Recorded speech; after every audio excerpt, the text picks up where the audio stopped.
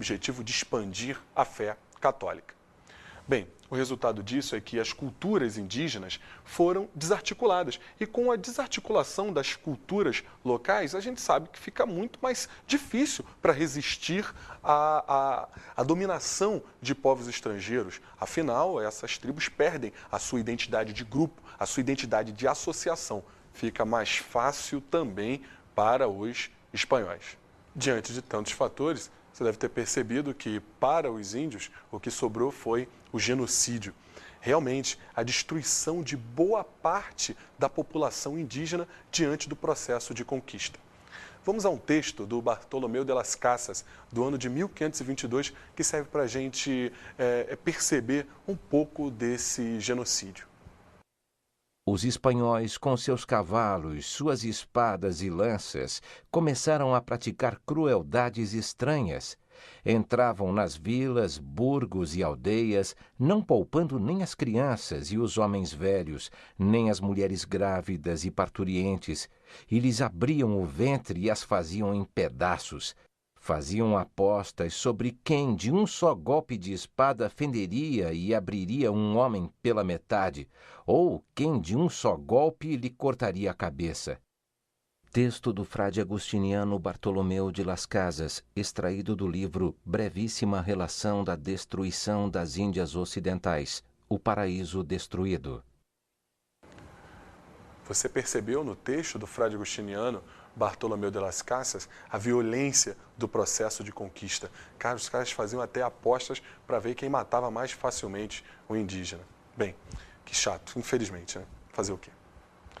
É importante falarmos agora sobre a organização da sociedade colonial, da sociedade hispano-americana.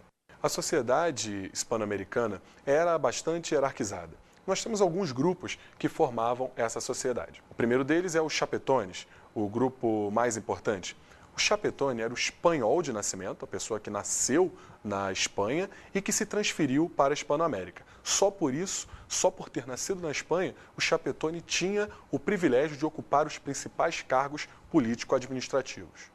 Já os crioulos eram os descendentes de espanhóis, só que nascidos na Hispanoamérica. Só porque não nasceram na Espanha, perderam o direito de ocupar os principais cargos político-administrativos, mas tinham uma forte presença, principalmente nas atividades econômicas, como a agricultura e o comércio.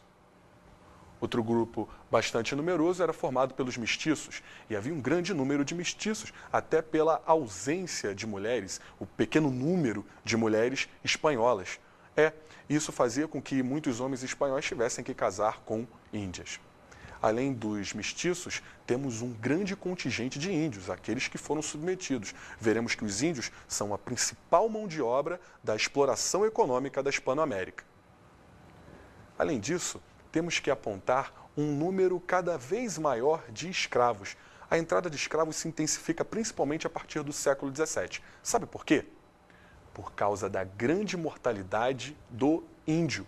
Com a mortalidade do índio, os africanos entraram na Hispanoamérica a partir do século XVII para substituí-lo principalmente nas atividades econômicas, como mão de obra. Agora que nós analisamos a organização social, vamos falar um pouquinho sobre a questão política, a questão administrativa. Vamos falar inicialmente sobre órgãos de administração metropolitanos sediados na metrópole. O primeiro deles era o Supremo Conselho das Índias, o Conselho das Índias que tinha uma função político-administrativa sobre a Hispanoamérica. Um outro órgão importante é a Casa de Contratação. A Casa de Contratação, também sediada na Espanha, tinha funções de fiscalizar as atividades comerciais, reprimindo o contrabando na Hispanoamérica, além disso, regular a cobrança de impostos no continente. Bem, além dos órgãos de administração metropolitanos, é muito importante destacar a atuação dos órgãos de administração sediados na colônia. Entre esses órgãos, podemos destacar os vice-reinos, que eram os mais importantes. Os vice-reinos são Nova Espanha, Nova Granada, Peru e Prata. Outro órgão de administração colonial da Hispanoamérica era a Capitania Geral. Entre as capitanias gerais, nós temos a Capitania Geral de Chile, Venezuela, Guatemala e Cuba. Um outro órgão de administração importante são os cabildos. Os cabildos, na verdade, são órgãos de administração local, órgãos de administração municipal.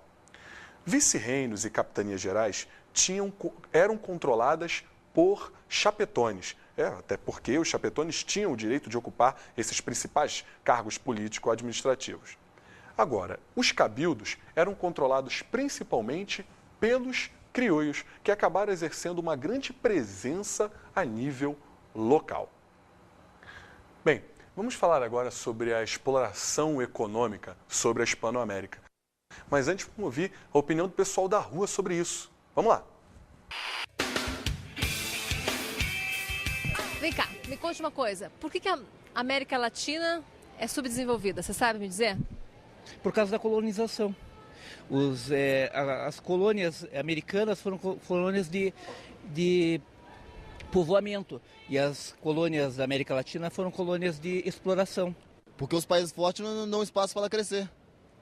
E também pelo passado extrativista, também que teve, que a América Latina foi uma colônia de extração, né? Daí não teve desenvolvimento igual as colônias do norte, que foram tidas para ser uma nova nação para a Europa. Isso. A Europa sugou. Exploraram demais? Exploraram demais e não ajudaram a se desenvolver. A Europa velha sugou tudo que tinha e o que sobrou virou isso. Enfim, se você parar para pensar, boa parte do atual quadro de subdesenvolvimento da Hispano-América, da América Latina como um todo, é responsabilidade do processo de colonização e de exploração econômica. No caso da Hispano-América, nós tínhamos duas principais áreas de exploração. A primeira restrita à América Central e ao México. Essa área, o antigo Império Azteca, forneceu muito ouro aos cofres espanhóis. Uma outra área importante é a área do Peru, onde o antigo Império Inca habitava. Nessas áreas, a prata foi extraída, principalmente em minas no Alto Peru, como a mina do Potosí, atual cidade boliviana. Temos que destacar também a importância de atividades agrícolas para a colonização da Hispano-América. Por exemplo, a Venezuela, fornecedora de cacau. Temos que destacar também a importância do Caribe, das Antilhas, né? As Antilhas fornecedoras de açúcar para a Espanha. Temos que destacar também a Argentina, grande fornecedora de couros. Agora que nós analisamos as principais atividades econômicas, temos que falar na organização da mão de obra na Hispano-América. Temos 3 sistemas principais de exploração da mão de obra. O primeiro deles é a mita. Eu vou te ensinar um macete para você nunca mais esquecer as características dessa forma de organização da mão de obra. Mita começa com MI. MI lembra mineração. Esse sistema de mão de obra era aplicado principalmente em atividades de mineração. E nesse sistema de mita trabalhavam principalmente os índios. Já o T de mita, lá no meio, lembra a palavra temporário. É porque os índios recrutados para trabalhar na mineração, no sistema de mita, não trabalhavam de maneira permanente, mas apenas em alguns meses do ano. Lá no final, a letrinha A vai te lembrar de mão de obra assalariada. É porque os índios recebiam um salário para trabalhar na mita, na mineração, nesse tempo determinado, nesse tempo pré-estabelecido. Tudo bem que o salário não era lá grandes coisas, mas eles recebiam um salário mínimo. Bem, agora vamos falar de um outro sistema também relacionado à mão de obra indígena, que é a encomenda. A encomenda era um sistema de trabalho onde os índios trabalhavam na mineração, mas principalmente em atividades agropastoris. Eles trabalhavam de maneira permanente, não temporário como na mita, e não recebiam salário. Em troca do seu trabalho, geralmente recebiam a proteção do encomendeiro e, além disso, a catequização. Olha, bom salário, né? O cara trabalha e, em troca, tem a sua cultura destruída. Fazer o quê? A escravidão negra foi utilizada principalmente nas áreas das Antilhas, na América Central, onde se produzia açúcar através do sistema de plantation, caracterizado pelo latifúndio, pela monocultura e, é claro, pela escravidão. O escravo também foi utilizado principalmente a partir do século XVII nas Minas, após a grande mortalidade dos índios, para substituí-los enquanto mão de obra. Agora nós vamos falar sobre uma outra parte da América, que é a América inglesa colonial.